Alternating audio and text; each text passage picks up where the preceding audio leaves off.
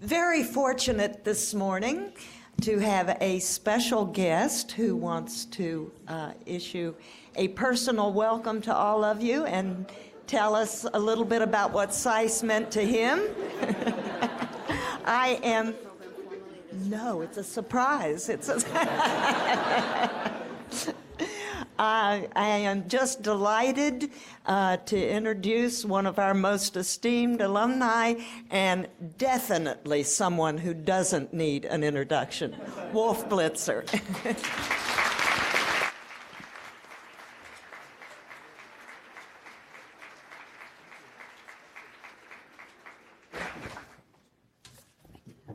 Well, thank you very much. Nice crowd you got over here. Nice to be here. As I was walking in this morning, I was remembering when I was in your shoes. It wasn't all that long ago, many decades ago, but it was not that long ago. To me, it seemed like only yesterday. I remember I'm originally from Buffalo, New York, and when I was applying to SAIS, and I'm sure most of you can relate to this, I had no idea what to expect. I had no idea what international relations was all about. I had majored in history. I really was sort of overwhelmed, but I had a history professor named Clifton Yearley. I was a student at the State University of New York at Buffalo, and he had gone to Johns Hopkins University, and he saw my interests undergraduate, and he said, you should really think about international relations. Because I was a news junkie even in those days, a political news junkie. I loved international stuff, but I really didn't understand what a master's in international relations would mean, what I could do, and certainly my parents, they didn't have a clue. When I said to them, I'm thinking of studying international relations, and I remember my dad, who was a home builder in Buffalo, he said, international relations. Now, let me think about that. I can understand what a lawyer would do, or a doctor would do, or even an accountant would do, but can you make a living being an international relations major or anything like that? And I wasn't exactly sure myself how it was going to turn out, and I wasn't exactly sure what I wanted to do, other than I was interested in international relations. So I applied to SAIS, thanks to Professor Clifton Yearley. And he said, go ahead and apply. And I applied, and I was convinced there was no way I was going to be accepted. My grades were good, but I didn't really think it was going to be for me. But I came to Washington for an interview. And there was a professor of Middle Eastern Studies here named Professor Majid Kaduri who interviewed me. And he was a very distinguished scholar. I was nervous, obviously. I had no clue. And we spoke for about an hour. He was so nice. So warm. And I remember when I first walked through those doors, the first time I said, Washington, D.C., I think I could get used to this community. It was so exciting because I just spent a couple days by myself walking around, and I walked over to the White House, I walked up to Capitol Hill, I walked around the National Mall, and I even walked over to DuPont Circle. Can you imagine? And it was, and I said, this was pretty cool. And so I had applied to a few graduate schools, and I was accepted to a whole bunch, and it was pretty shocking. And it came down to two schools that really were at the top. I was accepted to a graduate program in international relations at the University of Chicago and here at SAIS. And I went to Chicago, and I said, not for me. And it was a much more, different kind of program also. And I really fell in love with Washington. I got that Potomac fever at that point, and it's worked out pretty well over these years. It was really a terrific experience for me studying here at SAIS because I really found out that the stuff that I learned, the courses that I took here, even to this day, have such a significant added advantage in helping me be a better journalist. Last night I was invited to a small dinner for the Foreign Affairs representative of the European Union, Catherine Ashton, who's here in Washington right now meeting with U.S. officials and others, G8 leaders. And I was thinking about coming back to SAIS this morning, and I was saying, the courses not only that I took with Professor Kaduri on Middle East Studies, or Isaiah Frank, who is an international economics professor here at SAIS, or Robert Tucker, who taught me American foreign policy, or Fred Holborn, who really understood how Washington works, the bureaucracy of Washington, and taught me all about that. All of that useful information, it was so practical. I'm a better reporter today and a better journalist because of the courses that I took for 2 years here at SAIS, and it's really had a tremendous impact. When I do economic stories, you know, I studied economics, so I understand it. When I do American foreign policy, I studied it, so I understand it. When I recently moderated 3 Republican presidential debates, and you know, when I appreciate the politics of Washington because of what Professor Holborn taught me when I was a student here. It was the practical information that I gained as a student at SAIS that helped me go on and become a better journalist over all of these years. And so you're probably wondering, are there a lot of SAIS graduates who go into journalism? The answer is probably no, but there are some, and they've done very well, and I've met many of them over the years. And some of them have done better than others, but they've done pretty well because I think of the education that they had. When I was thinking of what I was going to do, I got a master's degree in international relations with an emphasis on American foreign policy, international economics, and the Middle East. I wasn't exactly sure what I was going to do. At one point, I was seriously thinking, well, maybe I would go on and get a PhD and go into teaching or something like that. But it was a very strange development. Somebody said to me, do you want to be a foreign correspondent? And I said, well, that sounds pretty cool. I had never studied journalism. I had never worked for the school newspapers or the radio stations or anything like that. I had no background, had never taken a course in journalism. But being an international correspondent, having a background in international relations, I said, well, that may be something that would be good. How do you do that? And he told me about a opportunity with the Reuters news agency, which is a British wire service, a British news organization. And to make a long story short, they really weren't looking for, students, graduates who were really trained in journalism. They were looking for really intelligent graduates who potentially could learn journalism. And journalism, it's not neuroscience or anything like that. It's not that easy, but it's not that complicated either if you're inquisitive and if you have a little bit of curiosity and you can write a little bit, and if you can talk, you can write. And if you want to get paid asking newsmakers tough questions, which is a great thrill, especially if you're a news junkie, as I've always been, then it's a great profession. So I got this opportunity with Reuters, and the first assignment was in their Tel Aviv bureau. And here I was, a young kid, in my early 20s, and I'm working for Reuters in Tel Aviv. I had no clue about anything that I needed to do, but I did have the benefit of these older, well-established Reuters journalists. Vietnam War was winding down, the Middle East was winding up, and they really helped me, and they trained me, and they taught me how to be a reporter. And I'll always be grateful to them for that mentoring that I got on the job. It was brutal, I got to tell you, because very early on, and I didn't realize it at the time, very early it was almost like a pledging a fraternity, like a hazing kind of situation, where they would send me out on an assignment, and they would say, go out there and cover this story. And I'd come back and write something, and they would rip it up and say, this is terrible, this is awful, you suck, stuff like that.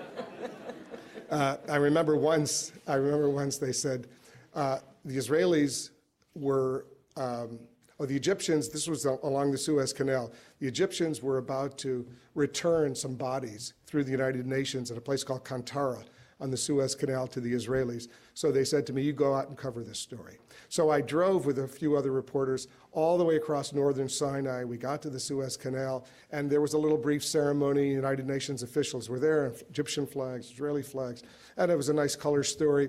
And I remember, this was one of my first assignments, coming back to Tel Aviv, and I worked on this story all night. It must have been about 700 or 800 words that I wrote, and I polished it, and I I was crazed or whatever, because this was really the first major assignment that I had. And so the other senior guys all came in about 8 o'clock in the morning, 9 o'clock in the morning, and I had been there all night working on this little story, and I thought it was pretty good, I must say. And so the news editor says, well, did you write it? I said I did, and I gave it to him. And I see him starting to cross out paragraphs. Well, this is terrible. You don't need this. You write this. And it was, and then he looked at me and he said, now, what did you say? What did you say that your father does? I said, he's a home builder. And he said, where is he? And I said, Buffalo, New York. He said, is he a successful home builder? I said, it's pretty successful. He says, he builds single-family homes. I said, yeah, single-family homes outside of Buffalo. He said, has he ever asked you if you want to go into that business? And I looked at him and I said, yeah, he has. And he said, and he seemed so harsh. He said, you're never going to make it as a journalist. This is not working for you. If I were you, I'd think long and hard and maybe go back to Buffalo and become a home builder, because you just don't have it. This is not good. He then took those 800 words and he wrote in a typewriter, you remember what those are, a typewriter, and he wrote maybe 25 words, a little brief item. He said, I'll send out this little brief item, maybe 2 sentences. The Israelis got the bodies, they handed over the stuff, UN, Kantara, blah, blah, blah, and he sent it out. And he said, go back and think long and hard what you really want to do. And, I remember going back to my little apartment in Tel Aviv, and I'm saying to myself, geez, I guess, and I really loved it. I was having a great time. I mean, they were paying me to go and do stuff and interview people. I thought this was going to be my profession. And you know what? I didn't give up. I came back to work the next day and waited for my assignments, and I was working and studying, and I tried to have a positive attitude, even though I was crushed inside. I was very upset. And it was only later that I realized, about a month or two later, when we would start getting these clips from newspapers coming in from around the world. And we'd get them in the bureau. There was no internet or anything in those days. And we would see these actual newspaper clippings. And I was looking through them, and I see a Swedish newspaper with this in Swedish, which I couldn't read. But I could read 2 words. I could read a few words. One of the words was Reuters, and another word was 2 words were Wolf Blitzer, a byline. And I see in the Swedish, I see the words Suez, I see Kantara, and I see this long story that is in this Swedish newspaper. And I'm saying to myself, how the hell did that get in there? My boss, Colin, had ripped it apart and crushed it, destroyed it. And I went to Colin. I said, look at this, Colin. He said, oh, yeah. We were just testing to see if you really wanted to be a journalist. We were just testing to see if you really had it in you to go out there and come back to work after we made you suffer. Like nowadays, HR would have fired these people. There would be lawsuits, and it would be a disaster. You can't do that nowadays. But in those days, that's the way they operated. And this was like a month later. And he said, you know what? You showed us that you're really willing to work. So we decided to let you work, and we're working with you. Good work. I did like that story you wrote from Kantara on the Suez Canal. It was a good piece of journalism. You got a future in this business. So it was a nice little story. I remember very vividly. I wasn't much older than most of you here, but it was a moment that I'll always remember and always appreciate. And over the years, it's been one fabulous ride. On May 8th, you know how I always remember the first day I walked through these doors here at SAIS, because it obviously changed my life and inspired me to learn about the world and to make a living doing it. I always remember the first day that I went to work at CNN, which was on May 8th, 1990. And CNN offered me a job as their Pentagon correspondent, which I thought was going to be a pretty easy beat. This Cold War was winding down. The U.S. was closing bases. How exciting, could that beat be? until August 1st, 1990, when Saddam Hussein invaded Kuwait, and we had 6 months of Operation Desert Shield and 6 weeks of the actual Operation Desert Storm, the war to liberate Kuwait. If you remember, most of you probably have read about it in your history books or whatever. But I lived through that period when we deployed 500,000 troops to Saudi Arabia, and that was a war that the U.S. won quickly and then got out quickly, unlike the war in Iraq more recently, or the wars in Afghanistan ever since. But you know what? It's been a fabulous ride for me, because in all the big stories that I've covered, whether that first Gulf War or the collapse of the Soviet Union, I was in Moscow when the Soviet flag went down for the last time over the Kremlin, ending 74 years of communist rule in all the republics of the Soviet Union. When you have an ability to have a front row seat to those kinds of historic events, it really is meaningful. And it sounds sort of corny, but one thing I love about my profession, about being a reporter and being a journalist, is that I know that I have a certain body of knowledge when I wake up in the morning every day. But when I go to sleep at night, I'll be a little bit smarter, because I will have spent the day learning. I will have spent the day talking to important people, smart people, gaining information, reading, getting all sorts of, doing my own reporting. And I'll be a little bit smarter on a different variety of subjects every single day. I'm not doing this to encourage you to go into journalism, but if you are interested in going into journalism, this is a great town to pursue that potential opportunity, because there are a lot of news organizations here in Washington. Internships are available, and people can really get a feeling. Now, you may try it and you may say, I hate this. This is not what I want to do. I want to do something else. But if you're interested in journalism, using your degree, if you go to SAIS and you get that master's degree, I think it's a fabulous, fabulous career, fabulous profession. I love what I'm doing. I feel very blessed in what I do. CNN's a serious news organization, and we just have a great time every single day. Next week, I'm probably going to go to Brussels, to NATO headquarters. There's meetings that the Secretary of State Hillary Clinton will be attending with the Secretary of Defense Leon Panetta. They'll be there with their NATO counterparts. I'm probably going to go over there. And you know what? And CNN's going to pay for me to go over there. And they're going to put me up in a nice hotel and let me interview Hillary Clinton and Leon Panetta and put them on television, and we'll talk about what's happening in the world, whether North Korea, or whether Iran, or Syria, or any of the other major issues out there right now. And there's a lot of issues. I'll wind up with a final thought. In December of 2010, a little bit more than a year ago, I went to North Korea. Bill Richardson, the former U.S. ambassador to the United Nations, was going, and he asked me, do you want to come along? I said, sure. I had never been to North Korea, so we wound up spending 6 days in Pyongyang. And it was a real exciting time. Exciting is a bad word, because it was a real tense time on the Korean Peninsula. There was shelling going on. There were nuclear tensions. Remember, and it's appropriate now to remember, because there are 1 million North Korean troops, heavily armed, with a lot of conventional weapons and artillery, mortars and rockets, facing almost 1 million South Korean troops along the demilitarized zone, with 30,000 American troops sort of right in between. And as we see what the North Koreans are up to right now with the new leader, it's a tense moment right now, just as it was when I was there. But what I do appreciate, and I'll leave you with this thought, you don't really appreciate our freedom, especially our freedom of the press, until it's taken away from you. And it's obviously, we had no freedoms when we were in North Korea for those 6 days. No cell phones, no internet access. There was a hard line in my hotel room. I could make some outgoing calls, could not get incoming calls.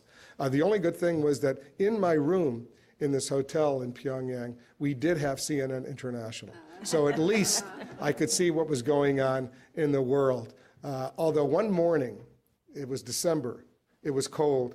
I got up early because I couldn't sleep. I was excited, obviously. It must have been 4 or 5 in the morning, local time.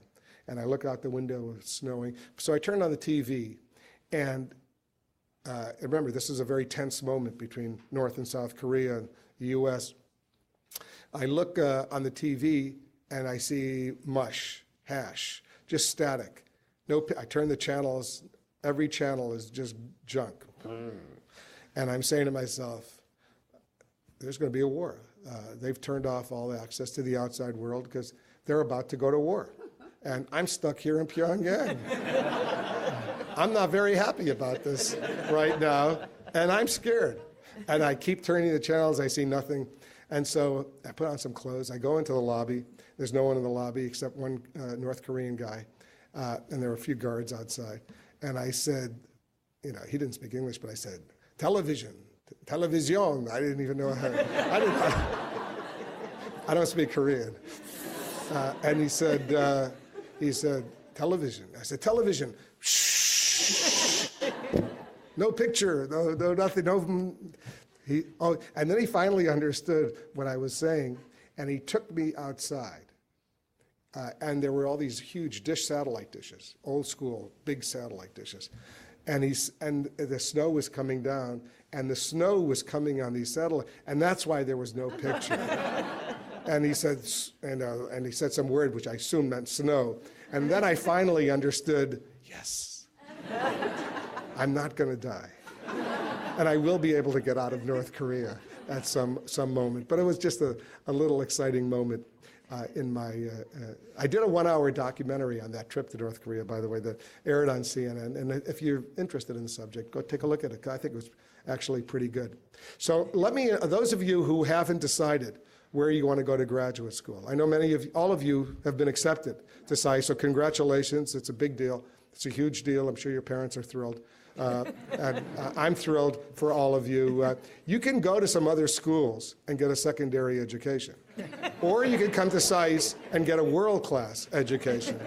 And if you've been admitted to go to the Bologna Center, I would highly recommend the pasta. It's excellent.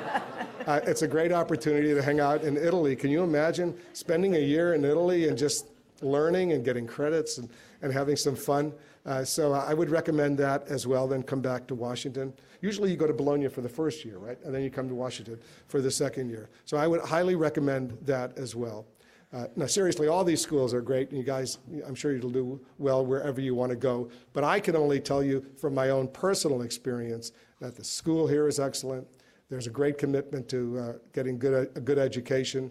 And I thought, most importantly, practical education, because as I said, the stuff that I learned here, I still use every single day on my job here in Washington and around the world. So on that note, I'll thank you, and I'll leave you with this shameless plug. I'm Wolf Blitzer, and you're in the Situation Room. Thank you.